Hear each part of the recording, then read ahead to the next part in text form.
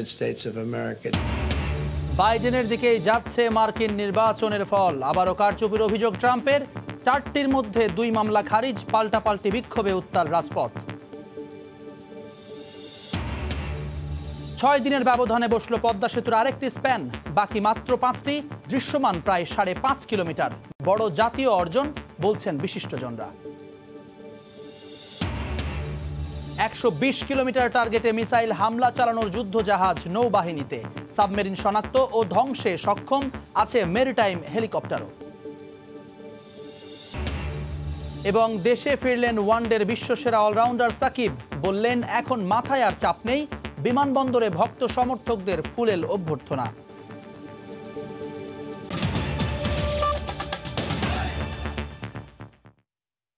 সময় সংবাদের সঙ্গে আছি আমি জুম্মান সাদিক জ্যাভলিন। শুরুতেই মার্কিন প্রেসিডেন্ট নির্বাচনের খবর।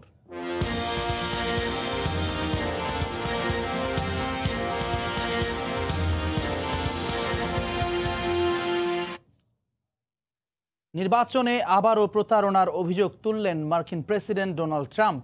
ভোট গ্রহণের পর প্রথমবারের মতো সংবাদ সম্মেলনে এসে ট্রাম্প বলেন, বৈধ ভোট গণনা করা হলে তিনি নির্বাচিত হতেন। তবে নির্বাচনী কারচুপির বিষয়ে কোনো তথ্য উপস্থাপন করতে পারেননি ট্রাম্প।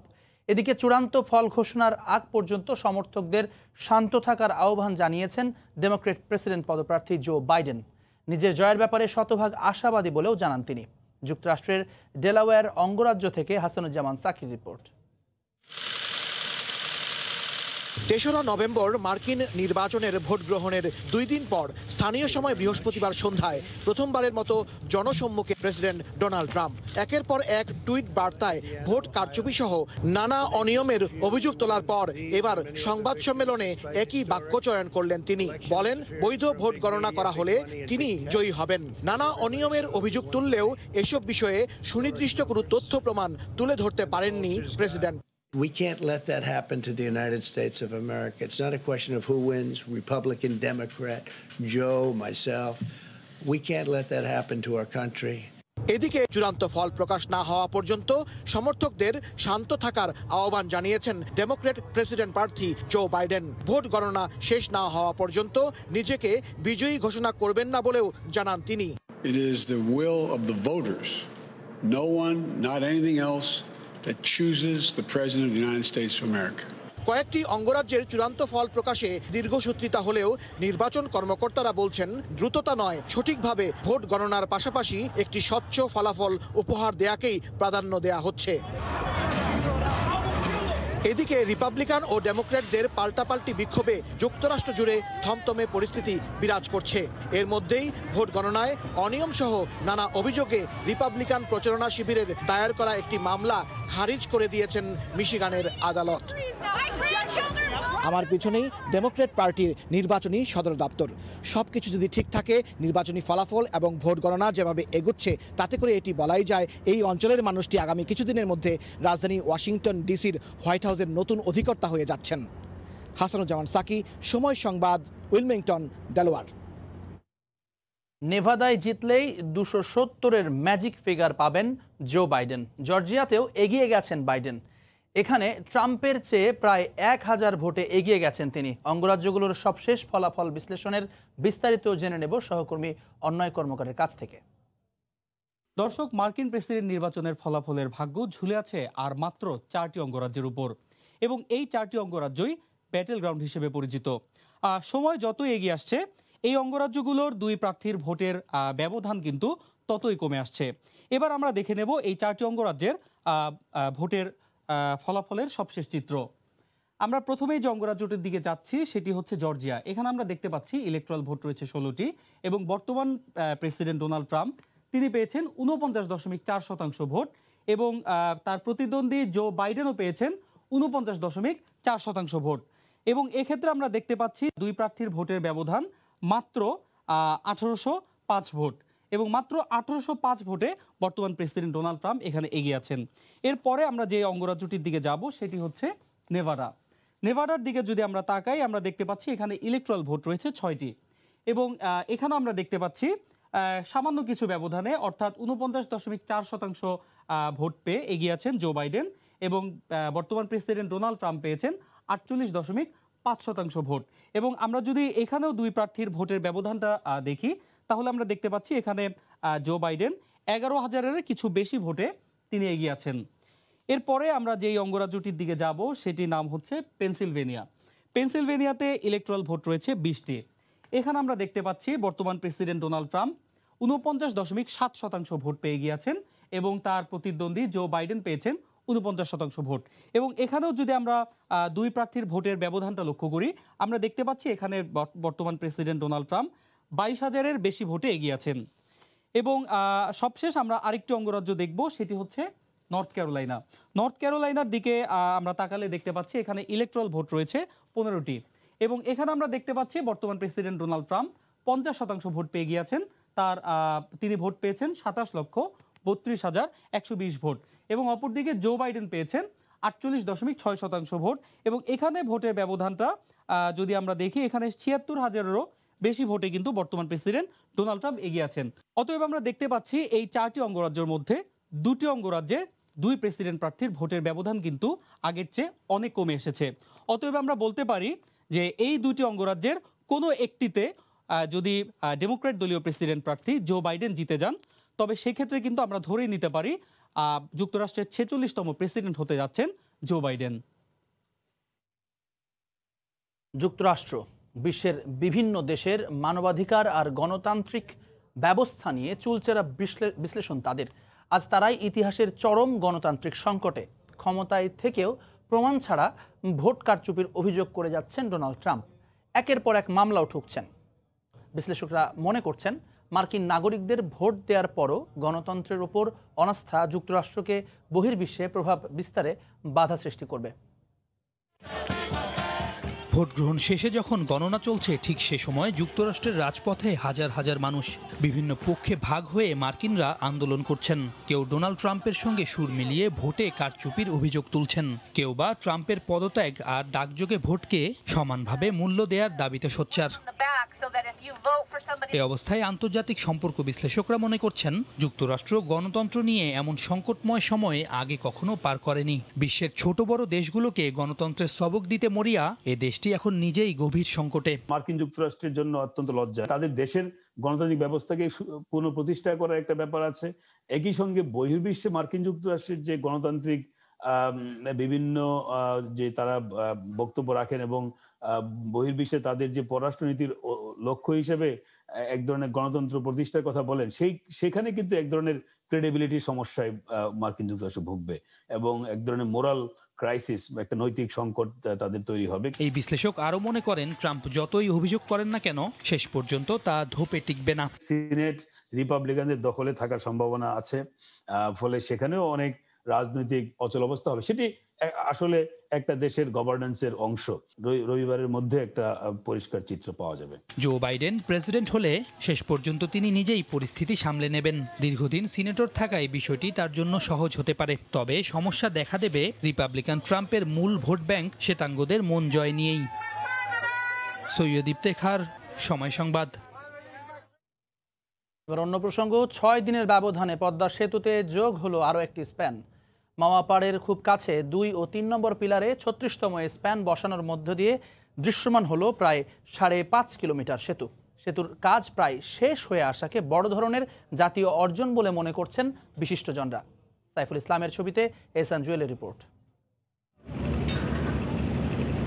বৃহস্পতিবার দুপুরে স্প্যানটি নিয়ে আসা হয় কুমারভোগ ইয়ার্ড থেকে। সময় স্বল্পতায় বসানো না গেলেও সেরে রাখা হয় সব প্রস্তুতি। সম্প্রতি নাব্য সংকট দেখা দেয়ায় ড্রেজিংয়ের কাজও শেষ করে রাখা হয়। এতদিন নদীর তলদেশে নোঙর করতে হলেও মাওয়া প্রান্তের কাছে হওয়ায় এবার পারেই কেবল টেনে নোঙর করার সুবিধা পাওয়া গেছে। তাই সকাল 8টায় কাজ শুরু করে স্প্যানটি পিলারের উপর তুলতে খুব বেশি সময় লাগেনি। 2.25 ঘন্টায় সেতুর 2 ও 3 নম্বর পিলারের উপর বসে দেওয়া হয় স্প্যানটি। শেষ 2 মাসে সেতুর কাজে খুব দ্রুত অগ্রগতি এর মধ্যেই আশাবাদী করেছে দেশের মানুষকে। স্প্যান বসানো দেখতে এসে এই সেতুকে অনেক বড় জাতীয় অর্জন বলে মনে করছেন তারা। বিজয়ের মাসে সবগুলো স্প্যান কমপ্লিট হবে বসানো, এটা আমাদের জন্য আরেকটা বড় বিজয় মনে করি আমরা। এটা আমার কাছে একটা মোটামুটি স্বপ্নের মতন মনে হয়েছে একসময়, কিন্তু আজকে স্প্যান বসানো দেখে এবং শেষ পর্যায়ে এই প্রকল্প কাজ দেখে আমার মনে হচ্ছে যে আমাদের একটা অসম্ভব স্বপ্ন বাস্তবায়িত হলো। যে 5টি স্প্যান বাকি আছে তার মধ্যে আরও 3টি বসে যাবে চলতি মাসেই, বাকি 2টি বসবে ডিসেম্বরে। এখন পর্যন্ত 36তম এই স্প্যানটি মাওয়া পাড়ের সবচেয়ে কাছের স্প্যান, অর্থাৎ আর মাত্র একটি স্প্যান বসানো গেলেই পাড়ের সঙ্গে সংযোগ ঘটবে পদ্মা সেতুর। মাসের পরের স্প্যানটি বসানো হবে মাঝ নদীতে একসাথে টানা বসানো 7টি স্প্যানের সঙ্গেই। এহসান জুয়েল, সময় সংবাদ, মাওয়া, মুন্সিগঞ্জ। 120 কিলোমিটার দূরত্বের লক্ষ্যবস্তুতে নিখুঁত মিসাইল হামলার পাশাপাশি সাগরতলে সাবমেরিন শনাক্ত ও ধ্বংসে সক্ষম ত্রিমাত্রিক জাহাজ এখন বাংলাদেশের নৌবাহিনীতে। সৈন্য ও রসদ আনা নেয়ায় মেরিটাইম হেলিকপ্টারও থাকছে এই যুদ্ধ জাহাজে। সাখাওয়াত টিপুর ক্যামেরায় বিস্তারিত জানাচ্ছেন কমল দে। 2030 সালের মধ্যে ফোর্সেস গোল অর্জনের পাশাপাশি বিশাল সমুদ্র সীমাকে সুরক্ষিত করতে আধুনিক করা হচ্ছে বাংলাদেশ নৌবাহিনীকে। ইতিমধ্যে সংগ্রহ করা হয়েছে মেরিটাইম হেলিকপ্টার এবং সংযোজন হয়েছে সাবমেরিন, আর এখন একের পর এক সংযোজন হচ্ছে যুদ্ধজাহাজ। সাম্প্রতিক সময়ে নৌবাহিনীর বহরে যুক্ত হয়েছে বিভিন্ন সক্ষমতার অন্তত 21টি যুদ্ধজাহাজ। এই বহরে সর্বশেষ সংযোজন হয়েছে বিএনএস ওমর ফারুক ও বিএনএস আবু ওবায়দা নামের 2টি ফ্রিগেট এবং বিএনএস প্রত্যাশা নামের অত্যাধুনিক করভেট যুদ্ধজাহাজ। দীর্ঘ সময় ধরে গভীর সাগরে অবস্থান নিয়ে যুদ্ধ চালিয়ে যেতে সক্ষম জাহাজগুলো। 112 মিটার দৈর্ঘ্যের জাহাজগুলোতে সংযুক্ত করা হয়েছে অত্যাধুনিক সব সমরাস্ত্র। ফ্রিগেট দুইটি ভূমি থেকে ভূমিতে 120 কিলোমিটার দূরের লক্ষ্যবস্তুতে এবং ভূমি থেকে আকাশে 15 কিলোমিটার দূরের লক্ষ্যবস্তুতে আঘাত হানতে সক্ষম। এছাড়াও তারা আন্ডার ওয়াটার সাবমেরিনের সাথে যোগাযোগ করতে সক্ষম এবং শত্রু সাবমেরিনকে ধ্বংস করার জন্য জাহাজ দুটিতে অত্যাধুনিক সমরাস্ত্র রয়েছে। ঘন্টায় 25 নটিক্যাল মাইল গতিতে চলতে সক্ষম এই জাহাজগুলিতে শত্রুর বিমানের পাশাপাশি জাহাজ এবং স্থাপনায় আঘাত হানতে সক্ষম কামান, ভূমি থেকে আকাশে এবং ভূমি থেকে ভূমিতে উৎক্ষেপণযোগ্য মিসাইল সংযোজন করা হয়েছে। 3 ধরনের ক্ষমতা সম্পন্ন একটি অত্যাধুনিক ফ্রিগেট। এটা দ্বারা আমার শত্রুদের আন্ডার ওয়াটার অর্থাৎ পানির নিচে যে সাবমেরিন থাকে সেটা ধ্বংস করতে পারি। আমরা প্রায় 120 নটিক্যাল মাইল দূরের 120 কিলোমিটার দূরের যে যুদ্ধ জাহাজ থাকে সেগুলো ধ্বংস করতে পারি মিসাইলের মাধ্যমে। সমুদ্র এলাকায় অবৈধ অনুপ্রবেশ ঠেকানোর পাশাপাশি জলদস্যুতা রোধ, সাগরে তেল, গ্যাস এবং খনিজ সম্পদ অনুসন্ধানে নিরাপত্তা নিশ্চিত করবে নৌবাহিনীর এসব যুদ্ধ জাহাজ। কমল দে, সময় সংবাদ, চট্টগ্রাম। সময় সংবাদে আরও থাকছে।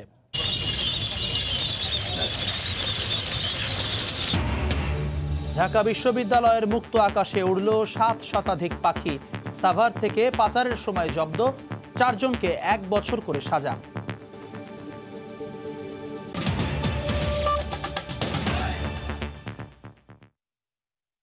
গাজীপুর চৌরাস্তা থেকে টঙ্গী ব্রিজ পর্যন্ত রাস্তার বেহাল দশায় গত 3 বছর ধরে সীমাহীন দুর্ভোগ পোহাচ্ছেন যাতায়াতকারীরা। অবকাঠামো নির্মাণ ও সংস্কার কাজের ধীর গতিতে যান চলাচল প্রায় স্থবির হয়ে পড়েছে। গাজীপুরের মেয়র বলেন, প্রকল্প পরিচালকের উদাসীনতায় দীর্ঘায়িত হচ্ছে দুর্ভোগ। এ নিয়ে ক্যামেরার সামনে মুখ খুলতে নারাজ প্রকল্প পরিচালক।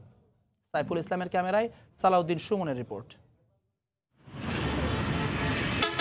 গাজীপুর চৌরাস্তায় রাত দিন এমনই চাপ থাকে যানবাহনে।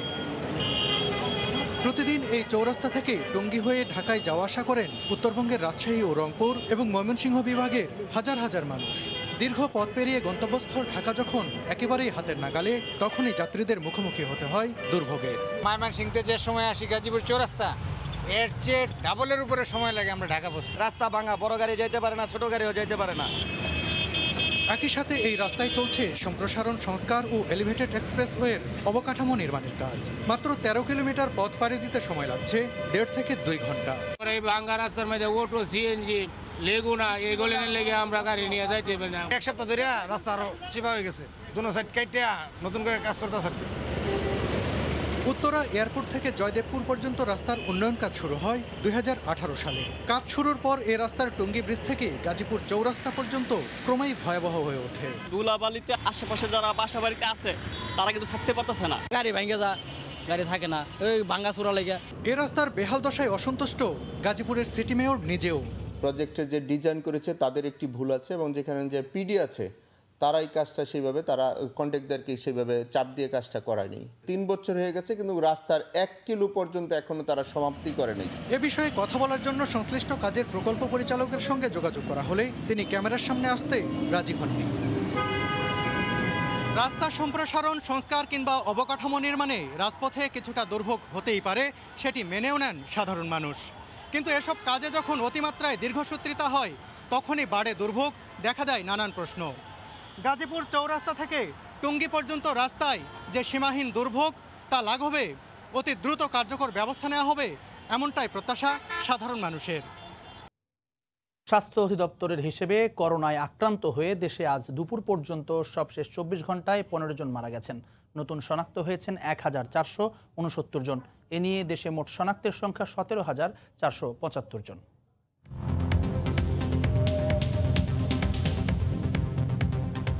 দেশে একদিনে নমুনা পরীক্ষা করা হয়েছে 13,747 জনের। এ পর্যন্ত মোট নমুনা পরীক্ষা করা হয়েছে 24,18,423 জনের। 24 ঘন্টায় নতুন শনাক্ত হয়েছেন 1,469 জন। এ নিয়ে দেশে মোট রোগীর সংখ্যা 4,17,475 জন। 24 ঘন্টায় মারা গেছেন 15 জন। এ পর্যন্ত করোনা আক্রান্ত হয়ে মারা গেলেন 6,036 জন। করোনা থেকে 24 ঘন্টায় সুস্থ হয়েছেন 1,439 জন। এ পর্যন্ত মোট সুস্থ হয়েছেন 3,35,027 জন। সাপ্তাহিক ছুটির দিনে কক্সবাজারে সৈকতে ভিড় করছেন হাজার হাজার পর্যটক। আনন্দ আর হই হুল্লোড়ে কাটছে তাদের সময়, কিন্তু করোনা পরিস্থিতিতে স্বাস্থ্যবিধি মানার কোনো বালাই নেই। মাস্ক পরা নিয়েও নানা অজুহাত রয়েছে তাদের। আর সাইনবোর্ডে নির্দেশনা টাঙিয়েই দায়িত্ব শেষ প্রশাসনের। আরও জানাচ্ছেন সুজাউদ্দিন রুবেল। বিশ্বের দীর্ঘতম সমুদ্র সৈকত কক্সবাজার। সাপ্তাহিক ছুটির দিনে হাজার হাজার পর্যটক সৈকতের সবকটি পয়েন্টে। সাগর তীরে সমুদ্র স্নান, ছবি তোলা ও টিউব নিয়ে গা ভাসিয়ে আনন্দে কাটছে প্রতিটি মুহূর্ত। মনের প্রশান্তির জন্য আমরা কক্সবাজার ফিরে আসি। হ্যাঁ, ব্যাংকের পক্ষ থেকে একটা ট্যুর পেলাম, সেজন্য শুক্র শনিবার করে আমরাও বেড়াতে আসলাম। সৈকতের সুগন্ধা পয়েন্ট। করোনা পরিস্থিতির কারণে এই পয়েন্টের প্রবেশদ্বারেই টাঙানো আছে মাস্ক ছাড়া বিচে প্রবেশ করবেন না। কিন্তু পর্যটকরা কেউ নির্দেশনাও মানছেন না, মাস্কও পরছেন না। একই অবস্থা সৈকতের ব্যবসায়ীদেরও। মাস্ক আছে, হোটেলে রেখে আসছি, কিছু বলে না তো। স্বাস্থ্যবিধি মেনে চলতে প্রশাসনের প্রচারণামূলক মাইকিং করার কথা থাকলেও সৈকতে তা দেখা যায়নি। তবে ট্যুরিস্ট পুলিশ বলছে পর্যটকদের সচেতন করতে কাজ করছেন তারা। টুরিস্টদেরকে যাতে মাস্ক পরিহিত অবস্থায় বিচে প্রবেশ করে বা সামাজিক দূরত্ব বজায় রাখে চেষ্টা করতেছি আমরা আর কি, স্বচ্ছভাবে আমাদের দেওয়ার জন্য এবং তাদেরকে সতর্ক করার জন্য। পর্যটন ব্যবসায়ীরা জানিয়েছে নভেম্বর মাস থেকে শুরু হওয়া পর্যটন মৌসুমে কক্সবাজারের সাপ্তাহিক ছুটির দিনে লক্ষাধিক পর্যটকের আগমন হচ্ছে। সুজাউদ্দিন রুবেল, সময় সংবাদ, কক্সবাজার। এই মুহূর্তে সৈকতের লাবণী পয়েন্টে আছেন রিপোর্টার সুজাউদ্দিন রুবেল। সরাসরি যোগ দিচ্ছি তার সঙ্গে। রুবেল, সাপ্তাহিক ছুটির দিন হওয়ায় বিপুল সংখ্যক পর্যটক ভিড় করেছে পর্যটন নগরী কক্সবাজারে। আজকে যে নভেম্বর মাস চলছে, এই নভেম্বর মাস থেকে কিন্তু পর্যটন মৌসুম শুরু হয়েছে। এতদিন পর্যটকের সংখ্যা একটু কম থাকলেও কিন্তু আজকে প্রায় লক্ষাধিকের অধিক পর্যটক কক্সবাজারে ভ্রমণে এসেছেন বলে আমাদেরকে নিশ্চিত করেছেন হোটেল মোটেল মালিক সমিতি। এখন আমরা সমুদ্র সৈকতের লাবণী পয়েন্টে অবস্থান করছি। এখানে যতদূর চোখ যাচ্ছে ততদূরই কিন্তু বিপুল সংখ্যক পর্যটকের উপস্থিতি লক্ষ্য করা যাচ্ছে। আমরা দেখতে পেয়েছি সকালবেলায় পর্যটকরা আনন্দ আর হই হুল্লোড় কিংবা পানিতে সমুদ্র স্নানে ব্যস্ত ছিলেন। এখন সকাল গড়িয়ে বিকেলে কিন্তু বিপুল সংখ্যক পর্যটক আরও বেড়েছে এবং বেড়ার সাথে সাথে তারা কিন্তু সূর্যাস্ত দেখার জন্য সমুদ্র পাড়ে বসেছিলেন। এখন আমরা দেখতে পাচ্ছি যে সমুদ্র পাড়ে বিপুল সংখ্যক পর্যটক তারা দাঁড়িয়ে আছেন এবং অনেকে আবার কিটকোটে যে ছাতা রয়েছে সে ছাতাতে বসে রয়েছেন। আমরা বেশ কিছু পর্যটকের সাথে কথা বলেছিলাম, তারা যে বিষয়টি বলছে, তারা 6 থেকে 7 মাস পর্যন্ত ঘরবন্দি ছিল করোনা পরিস্থিতির কারণে। এখন করোনা পরিস্থিতি কিছুটা স্বাভাবিক হয়ে আসার কারণে তারা ঘর ছেড়ে এখন যে ঘরবন্দি দশা থেকে কক্সবাজারে এসে সেই যে ঘরবন্দি থাকাতে যে নানা ধরনের সমস্যা হয়েছে, এই সমস্যা কাটিয়ে ওঠার জন্য কক্সবাজারে ভ্রমণে আসছেন বলে আমাদেরকে জানিয়েছেন। আর এই যে করোনা পরিস্থিতির এখন যে স্বাস্থ্যবিধি রয়েছে সেই স্বাস্থ্যবিধি মানার ক্ষেত্রে কিন্তু আমরা দেখছি কোনো বালাই নেই।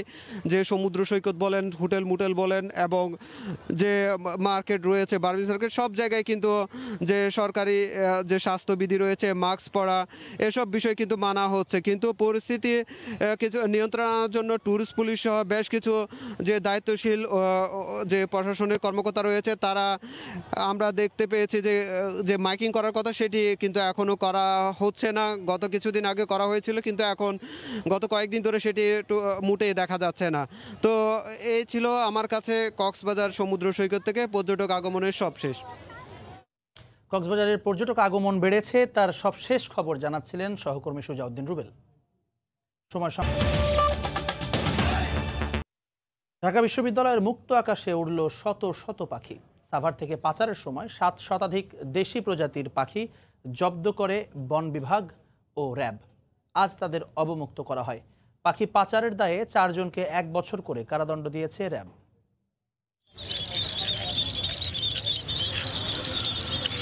পাখির কলকাকলি এখন আর ঘুম ভাঙায় না।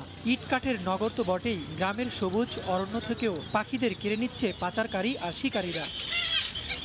বৃহস্পতিবার সাভার থেকে পাচারের সময় 700-রও বেশি পাখি জব্দ করে বন বিভাগ। শুক্রবার সকালে তাদের আনা হয় ঢাকা বিশ্ববিদ্যালয়ের কার্জন হলে। র্যাবের ভ্রাম্যমাণ আদালত ও বন বিভাগের কর্মকর্তারা কার্জন হলের সবুজ চত্বরে অবমুক্ত করেন ঘুঘু, টিয়া আর মুনিয়াদের। প্রতিদিন সকালে ঘুম থেকে ওঠার পর পাখির যে কলকাকলি শোনা যেত, তো আসলে শহরের জীবনে আসলে এটা পাওয়া যাচ্ছে না। দেখা যাচ্ছে যে দিনে দিনে পাখি বিলুপ্তির দিকে চলে যাচ্ছে। পাখিগুলো ছাড়ার যে মহতি উদ্যোগটা নেওয়া হচ্ছে, আমার মনে হয় যে এটা আমাদের পরিবেশের ভারসাম্যটা আর কি ফিরিয়ে আনতে সহায়তা করবে। বগুড়া ও কুষ্টিয়া থেকে একটি চক্র রাজধানী সহ সারা দেশে পাখি পাচারের সাথে জড়িত বলে জানায় র্যাব। সংঘবদ্ধ চক্র এই পাখিগুলি বগুড়া এবং কোস্টাল এলাকা থেকে নিয়ে এসে বেশ কিছুদিন যাবত ব্যবসা করছে। 4 জনকে আটক করে প্রত্যেককে 1 বছর করে বিনাশ্রম কারাদণ্ড আদেশ করা হয়েছে। এদিকে সব ধরনের পাখি কেনা বেচা দণ্ডনীয় অপরাধ জানিয়ে বন বিভাগের কর্মকর্তারা বললেন, বন্যপ্রাণী রক্ষায় বাড়তি নজরদারির কথা। বিভিন্ন আইন প্রয়োগকারী সংস্থা যারা আছেন বাংলাদেশে, তাদের সাথেই সমন্বয় করেই আমরা আসলে এই নজরদারিগুলো করে থাকি। বিশেষ করে আপনার যেসব হাট বাজারগুলো তৈরি হয়, সেই হাট বাজারগুলো কিন্তু আমাদের কন্টিনিউ একটা অভিযান আপনারা দেখেন। এশিয়া সহ গোটা বিশ্বেই গেল অর্ধশতকে আশঙ্কাজনক হারে কমছে পাখি। জলবায়ু পরিবর্তন ও আবাসন হারিয়ে বিলুপ্তির পথে থাকা বিভিন্ন প্রজাতির পাচার ঠেকানোর তাগিদ সচেতন নাগরিকদের। ওবায়দুল্লাহ মামুন, সময় সংবাদ, ঢাকা। ইলিশে সয়লাব বরিশালের পাইকারি বাজার আকারও বেশ বড়, তবে তুলনামূলকভাবে দাম খুব একটা কমেনি বলে জানান ক্রেতারা। সরবরাহ ভালো হওয়ায় খুশি বিক্রেতারা। মৎস্য কর্মকর্তার দাবি, সংরক্ষণ অভিযান সফল হয়েছে। মাহমুদুন নবীর তোলা ছবিতে বিস্তারিত জানাচ্ছেন ফিরদাউস সোহাগ। ভোর থেকে ট্রলারের পর ট্রলার ইলিশ নিয়ে হাজির হয় বরিশালের কীর্তনখোলা নদী তীরের পাইকারি মাছের বাজারে। বিক্রির জন্য আসে শত শত মন রূপালী ইলিশ। ক্রেতা বিক্রেতাদের হাক ডাকে আবারও প্রাণ ফিরে এসেছে বরিশালের পাইকারি মাছের বাজারে। অবশ্য ক্রেতারা বলছেন দাম তেমন একটা কমেনি। মনে করছিলাম যে এতদিন বন্ধ ছিল, ইলিশ মাছের দাম কিছুটা কমবে, কিন্তু ওরকম কমে না। সেভাবে কমে না, দাম বাড়তি আছে, আগের চেয়ে অনেক বাড়তি। বাজারে প্রচুর ইলিশ থাকা সত্ত্বেও ইলিশের দাম তেমন একটা কমে নাই। সাগরের ইলিশ বাজারে আসতে শুরু করলে দাম কমবে বলে জানান বিক্রেতারা। মাছ কম ক্রেতা বেশি, এই জন্য মাছের দাম আর কম না। যদি সাগরের মাছটা আমদানি হয়, এলে লোকাল মাছটার দাম অবশ্যই কমবে। আসন্ন সেভাবে আমদানি হয় না বিধায় মাছের দাম কমে নাই। অভিযান সফল হয়েছে দাবি করে শিগগিরই এর সুফল জনগণ পাবে বলে মনে করেন মৎস্য কর্মকর্তা। যেহেতু আগে মাছ ডিম দিয়ে দিয়েছে এবং উপযুক্ত পরিবেশ পেয়েছিল, তারা ডিম দিয়ে সময় পেয়েছে তারা সমুদ্রে চলে যাওয়ার জন্য। আমরা আশা করছি আমাদের যে ইলিশ রক্ষা কার্যক্রম সম্পন্ন করেছে এটা সফল হয়েছে। বাজারে 600 থেকে 900 গ্রামের প্রতি কেজি ইলিশের পাইকারি দাম 675 টাকা, 1 কেজির ইলিশ 725 টাকা, আর 1 কেজির উপর ইলিশের দাম 800 টাকা এবং 1.5 কেজি ওজনের ইলিশ 900 টাকা দরে বেচা কেনা হয়। বাজারে প্রতিদিন গড়ে 1000 মন ইলিশ কেনা বেচা হচ্ছে। ফিরদাউস সোহাগ, সময় সংবাদ, বরিশাল। রাজশাহী নগরীর হরগ্রাম বাজারে পদ্মার পাশাপাশি পাওয়া যায় পুকুরের তরতাজা মাছও। খুচরা বিক্রির জন্য নগরের অর্ধশত বাজারের ব্যবসায়ীরা মাছ কেনেন এখানে।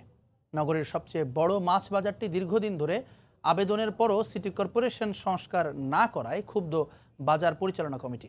আব্দুস সালামের ক্যামেরায় রাকিবুল হাসানের রিপোর্ট। অর্ধশত বছরের পুরনো রাজশাহীর হরগ্রাম কোট ঢালুর মোড়ের এই মাছ বাজার। সকাল থেকেই পদ্মা নদী, খালবিল সহ দূর দূরান্তের মাছ এনে পসরা সাজান ব্যবসায়ীরা।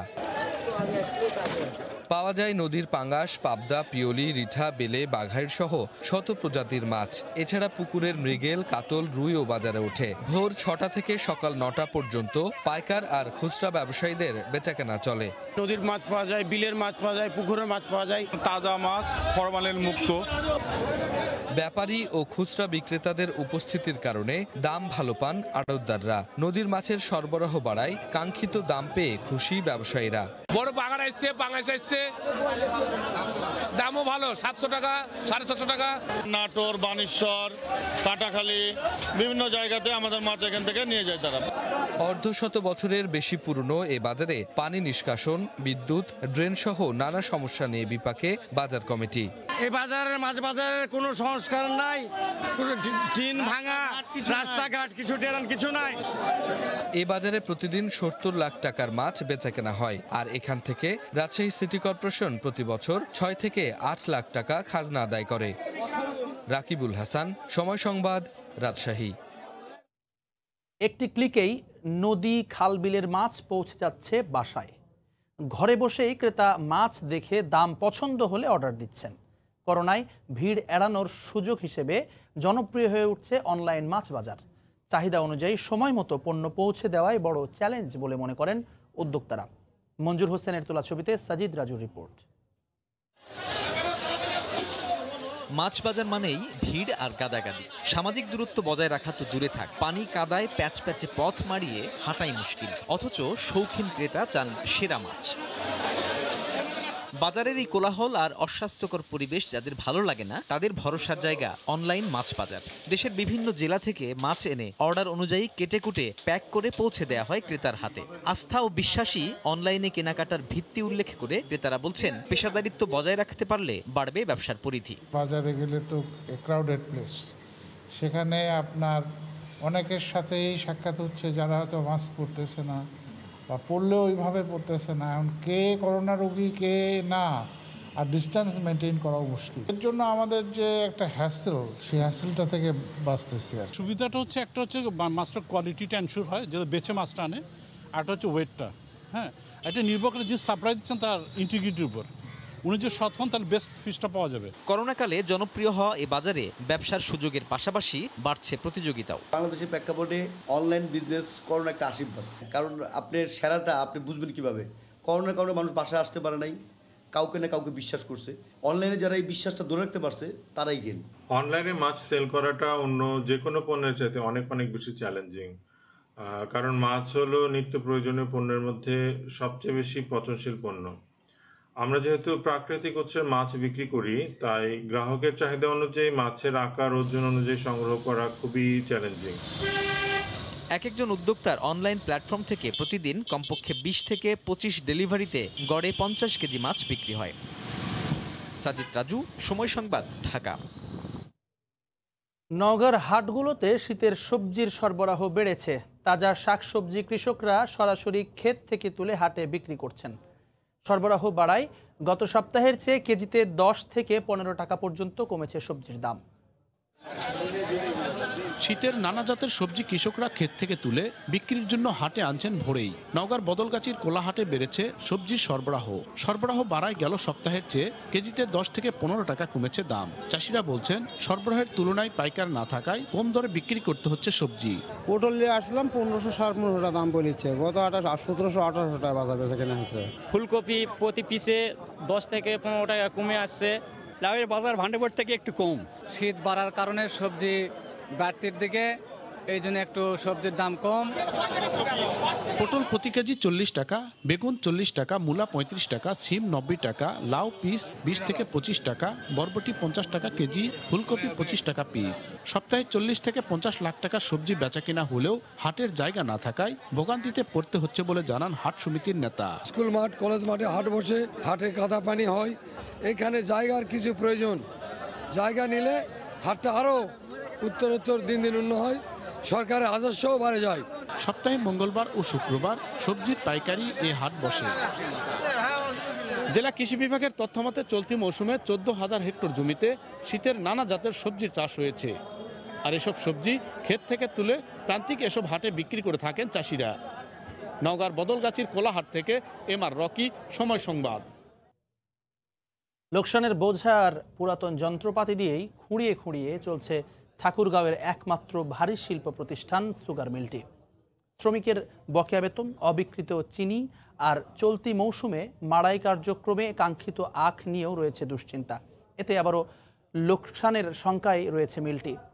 ঠাকুরগাঁও থেকে জিয়াউর রহমানের বকুলের পাঠানো তথ্য ছবি নিয়ে রিপোর্ট। উত্তরের জেলা ঠাকুরগাঁয়ের একমাত্র ভারী শিল্প সুগার মিল। চলতি মৌসুমে আখ মাড়াই কার্যক্রম সফল করতে পুরাতন যন্ত্রপাতি মেরামতে ব্যস্ত সময় পার করলেও 5 মাস ধরে 6 শতাধিক শ্রমিকের বেতন বকেয়া থাকায় কাজেও রয়েছে তাদের অনীহা।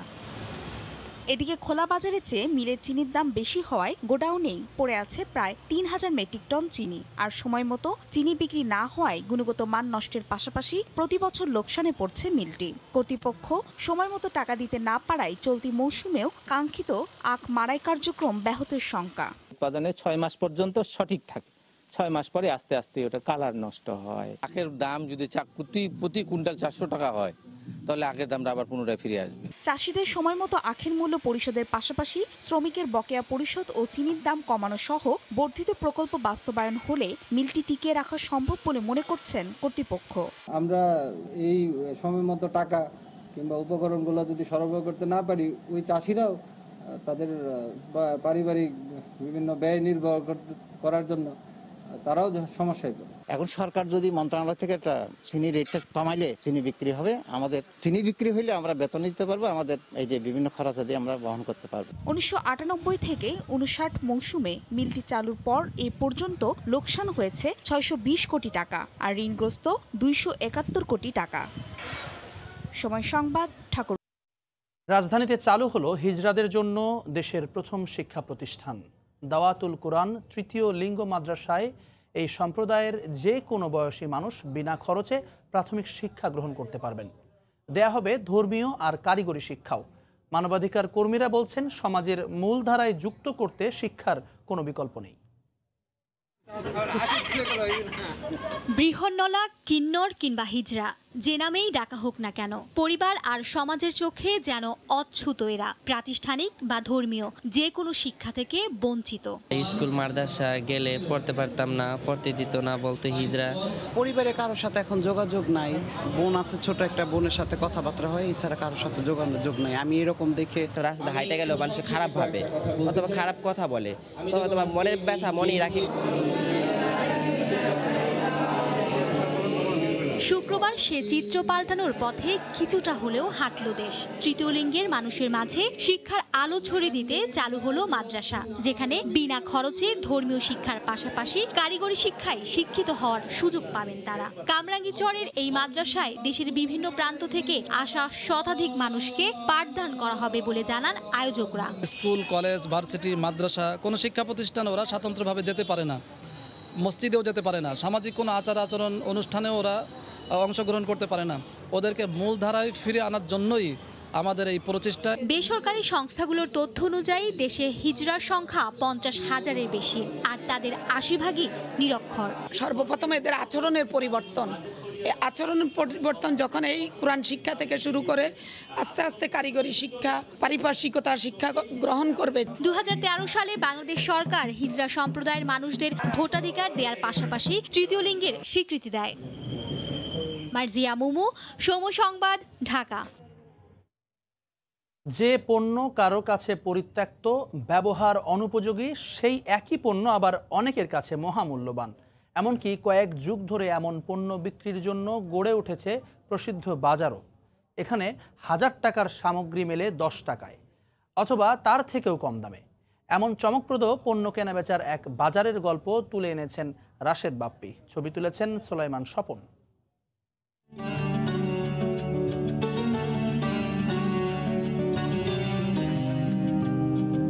52 বাজার 53 গলির পুরান ঢাকা। বর্তমান বাস্তবতায় এই উপমা হয়তো অনেকটাই ফিকে হয়ে এসেছে ঠিকই, তবে এখনো স্বমহিমায় টিকে আছে অনেক কিছুই। তেমনই এক বিচিত্র বাজারের সন্ধান মেলে বেগম বাজারের বেচারাম দেউড়িতে। এখানে ভোরের আলোকে পেছনে ফেলে শুরু হয় কর্মব্যস্ততা। শুধু বিক্রি নয়, এই বাজারে দোকানের অপেক্ষা কাঙ্ক্ষিত পণ্য ক্রয়েরও। অভিজাত শপিং মল যাদের কাছে স্বপ্ন, এমনকি ভাগ্য বিড়ম্বনায় ফুটপাতের পণ্য ক্রয় ক্ষমতার বাইরে, সেসব মানুষের ভরসার কেন্দ্র এটি। এটা তো নতুন মনে করেন তো 4-500 টাকা হইব, আর এদের ভিতরে মনে 30-40 টাকা, 50 টাকা, 60 টাকা আরম বেশি। রিক্সাওয়ালা কিনে, লেবাররা কিনে, মিন্তি কিনে, দোকানে কর্মচারীরা কিনে, এই 10 টাকা 15 টাকা কিনে, 20 টাকা বেশি। মেসে থাকে, নতুন একটা কিনলে চোরে লইয়ে যায়, যায় কাজে এদিকে চোরে নিয়ে যায়। তা পুরনটা কিনে নিলে মেসে রাখে, আর কেউ নেয় না। নেই চকচকে মনোগ্রাম, দামি মোড়কের আচ্ছাদন কিংবা পুতুল রানীতে সাজানো প্রদর্শনী। অধিকাংশ পোশাকই রংহীন বিবর্ণ, তবুও কারো না কারো মনের কোণে রংধনুর রং ছড়ায় পণ্যগুলো। প্রাচীন বিনিময় প্রথাই এখানকার পণ্যের মূল উৎস। তবে সব থেকে আশ্চর্যের বিষয় হচ্ছে এখানে ফেলনা নয়, ছেঁড়া কিংবা নষ্ট কাপড়টিও। নষ্ট মাল দিয়ে এই যে কারখানায়, এই যে রিক্সার গ্যারেজে এটি এখানে যায়, এটি দা পোষা আর কি, কালি ঠালি পোষা। 20 বছরই ব্যবসা করতেছি। তো এই পুরাতন কাপড় পুরানা ফেরিয়ালরা বাসা বাড়িতে আনার পরে আমরা কিনে রাখি। এটি 3টা শার্ট বিচ্ছি 60 টাকা, আর 2টা লুঙ্গি এখন কিলো। লুঙ্গি দেখতাছি পছন্দ হইতাছে না। ঠিক কবে থেকে বেচারাম দেউড়িতে এমন কাপড়ের দোকান গড়ে ওঠে, সেই প্রশ্ন নিয়ে রয়েছে নানা মুনির নানা মত। তবে অনেকেরই অনুতাপ, পূর্বের জৌলুস হারিয়ে আজ ছেঁড়া কাপড়ের মতোই বিবর্ণ এই বাজার। শুধু বেচারাম দেউড়ি নয়, এই শহরের প্রতি পরতে পরতে ছড়িয়ে ছিটিয়ে আছে এমন নানা অনুষঙ্গ, নানা বৈচিত্র্য। তাই তো এই জাদুর শহর শুধু কোটি মানুষকে কেবল আশ্রয় দেয়নি, খুঁজে দিয়েছে কর্মসংস্থানের নানা পথ। রাশেদ বাপ্পি, সময় সংবাদ, ঢাকা। লকডাউন না করে কোভিড-19 শুরুর থেকেই ভিন্ন পথে হাঁটা সুইডেনে করোনা পরিস্থিতির দিন দিন অবনতি হচ্ছে। লকডাউন না করলেও করোনার দ্বিতীয় ধাপ মোকাবেলায় বিভিন্ন শহরে জনগণের চলাচলে কঠোর বিধিনিষেধ আরোপ করা হচ্ছে। সুইডেন থেকে বিস্তারিত জানাচ্ছেন শফিউল আলম। করোনার দ্বিতীয় ধাপ মোকাবেলায় ইউরোপের বিভিন্ন দেশ যেখানে লকডাউন যেতে শুরু করছে, সুইডেন সেখানে বিধিনিষেধ আরোপ করেই পরিস্থিতি নিয়ন্ত্রণের চেষ্টা করছে। সম্প্রতি করোনা সংক্রমণ বাড়তে থাকায় দেশটির 21টি অঞ্চলে 8টিতেই কঠোর বিধিনিষেধ আরোপ করা হয়। বিধিনিষেধ অঞ্চলভেদে রয়েছে ভিন্নতা। দেশটির রাজধানী স্টকহোমও করোনা সংক্রমণ বাড়তে থাকায় বিধিনিষেধ আরোপ করা হয়। অপ্রয়োজনীয় ভ্রমণ থেকে বিরত থাকা সহ 2005 সালের আগে জন্ম নেওয়া যে কাউকে খেলাধুলার মতো ট্রেনিংয়ে অংশ না নিতে বলা হয়। গত 2-3 সপ্তাহ ধরে রোগীর পরিমাণ বাড়লেও এই প্রসারটা বেশিরভাগই ইয়াংদের মধ্যে, এখনো বয়স্কদের মধ্যে বা ওল্ড কেয়ার হোমগুলিতে কিন্তু এভাবে ইনফেকশনটা ছড়ায়নি। এদিকে দেশটির প্রধানমন্ত্রী স্টিফেন লফভেন এক করোনা রোগীর সংস্পর্শে আসায় সেলফ আইসোলেশনে রয়েছেন। তিনি এক ফেসবুক বার্তায় বলেন, আমরা সুস্থ রয়েছি, যত দ্রুত সম্ভব আমরা করোনা পরীক্ষা করাবো। তিনি জনগণকে করোনা পরিস্থিতি নিয়ন্ত্রণে সরকারের দেওয়া বিধিনিষেধগুলো মেনে চলার আহ্বান জানান। শফিউল আলম, সময় সংবাদ, সুইডেন। নিষেধাজ্ঞা কাটিয়ে দেশে ফিরে এলেন বিশ্বসেরা অলরাউন্ডার সাকিব আল হাসান। বললেন, এখন মাথায় আর কোনো চাপ নেই। এবারের ফেরা একেবারেই আলাদা জানিয়ে তিনি বলেন, ওয়েস্ট ইন্ডিজ সিরিজের আগে বঙ্গবন্ধু কর্পোরেট লিগ হবে প্রস্তুতির আদর্শ মঞ্চ। এই আসরেই আন্তর্জাতিক সিরিজের জন্য পুরোপুরি ফিট হয়ে উঠবেন তিনি। মার্কিন মুলুক কিংবা বিদেশ থেকে এর আগেও বহুবারই ফিরেছিলেন সাকিব, তবে এবারের মাথা উঁচু করে ফেরাটা যে একেবারেই ব্যতিক্রম। সাকিব ফিরলেন সাপ মোচন করে। দীর্ঘ 1 বছরের বেশি সময় পরে আবারও গণমাধ্যমের মুখোমুখি টাইগার ক্রিকেটের এই পোস্টার বয়। ডবল মাস্কের আড়ালে তার স্মিত হাসিটা দেখা না গেলেও গোপন করলেন না স্বস্তির খবর। অবশ্যই এবার যখন আসছি দেশে তখন একটা রিলিফ নিয়ে আসছি। এর আগে যখন এসেছি তখন তো আর ওরকম রিলিফ ছিলাম না, বাট এখন সেই জায়গা থেকে অনেক রিলিফ। চেষ্টা তো থাকবে প্রতিদিন যেন নিজেকে আরও বেশি উন্নতি করতে পারি নিজের জায়গা থেকে, এবং নিজের বেস্ট পারফরমেন্সটাকে প্রতিনিয়ত যেন আরও ছাড়িয়ে যেতে পারি। করোনাকালে ফিটনেসে মরচে ধরেছে অনেকেরই, তবে ব্যতিক্রম সাকিবকে প্রশংসার বানে ভাসিয়েছেন তার কোচেরা। সাকিবের কাছে জানতে চাওয়া তার ফিটনেসের সবশেষ অবস্থা। অবশ্যই যে অবস্থাতে ছিলাম ওই অবস্থাতে নাই। তারপরে মাঝখানে আসলে যখন ট্রেনিং করছিলাম তখন আবার ভালো একটা অবস্থানে চলে এসেছিলাম। এই 1 মাস যদি গ্যাপ না যেত হয়তো বেশ ভালো একটা অবস্থায় থাকতাম। যেহেতু 1 মাসের বড় একটা গ্যাপ গেল, স্বাভাবিকভাবে আবার বেশ খানিকটা পিছিয়ে গিয়েছি। সো আমার আবার সময় লাগবে হয়তো এই টুর্নামেন্ট পুরোটা শেষ হতে হতে আমার ধারণা আমি আমার পুরো ফিটনেস ফিরে পাবো। আগামী বছরের ব্যস্ত শিডিউলের প্রস্তুতিটাও সারতে চান বঙ্গবন্ধু টি20 টুর্নামেন্টে। আবারও জানালেন দিতে চান সমর্থকদের আস্থার প্রতিদান। এখন যেটা আমার দায়িত্ব হচ্ছে সবার এই ভালোবাসা আর যে দোয়া, যে সাপোর্ট রয়েছে তার প্রতিদান দেওয়া। সব খেলাই প্রতিটা প্লেয়ারের জন্য ইম্পর্টেন্ট। আমার প্রস্তুতির জন্য অনেক ভালো হবে যদি পুরোটা টুর্নামেন্ট খেলতে পারি ভালোভাবে। যেহেতু সামনে ওয়েস্ট ইন্ডিজের আসার কথা আছে, তো সেই দিক থেকে প্রস্তুতি হিসাবে নিতে গেলে এই টুর্নামেন্টই একমাত্র জায়গা আছে যেখানে সব প্লেয়ারই ইনফ্যাক্ট প্রস্তুতিটা নিতে পারবে। সব ঠিক থাকলে 9 নভেম্বর মিরপুরে নিজের ফিটনেসের প্রমাণ দেবেন এই বিশ্বসেরা। দীর্ঘ 1 বছরের প্রতীক্ষার পরিসমাপ্তি। দেশে ফিরলেন দেশের ক্রিকেট ক্যানভাসের সবচাইতে বড় শিল্পী। চোয়ালবদ্ধ প্রতিজ্ঞা আর তীব্র জেদ অন্য সবার চেয়ে ব্যতিক্রম করেছে সুপার সাকিবকে। তাই তো দ্বিতীয় প্রত্যাবর্তনে সাকিবের জন্য রইল একরাশ শুভকামনা। হযরত শাহজালাল আন্তর্জাতিক বিমানবন্দর থেকে মাহবুব রিমন, সময় সংবাদ, ঢাকা।